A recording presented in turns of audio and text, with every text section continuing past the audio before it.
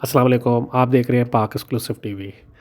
آج شہر کے مختلف علاقوں میں کہیں ہلکی کہیں تیز بارش ہوئی۔ سب سے زیادہ بارش نیو کراچی میں ہوئی، ناگر چرنگی ایک سائڈ پر، اور وہاں پر جو پوزیشن تھی وہ یہ تھی کہ بہت سے نالوں کا جو پانی ہے وہ سڑکوں پر آ گیا اور عوام کو شدید مشکلات کا سامنا کرنا پڑا۔ اسی طرح شہر کے باقی علاقوں کی اگر بات کی جائے تو گلشن حدید، ملیر، شاہ فیصل، گلشن اقبال، گلستان جوہر، صدر، آئی آئی چندری گڑھ روڈ، ڈیفینس، کلفٹن، لیاری اور باقی پورے شہر میں ہلکی پھلکی بارش ہوئی، کہیں بہت تیز بارش بھی ہوئی۔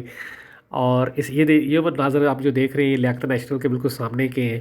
آپ دیکھ سکتے ہیں کہ پانی تھوڑی سی بارش کے 6-7 منٹ کی بارش کے بعد بھی پانی کھڑا ہے، جس کو نکالنے کے لیے مشینری تو موجود ہے، لیکن فی الحال جو ہے ابھی پانی جو ہے جمع ہے۔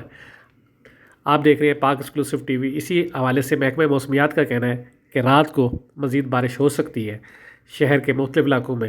اب شہر اتنا بڑا ہو گیا ہے کہ کہیں بارش ہوتی ہے تو دوسرے جگہ نہیں ہوتی، لیکن آج جب اگر 1 بجے کے بعد کی بات کی جائے تو اب تک شہر کے تقریباً مختلف علاقوں میں ہلکی پھلکی اور تیز بارش ہو چکی ہے۔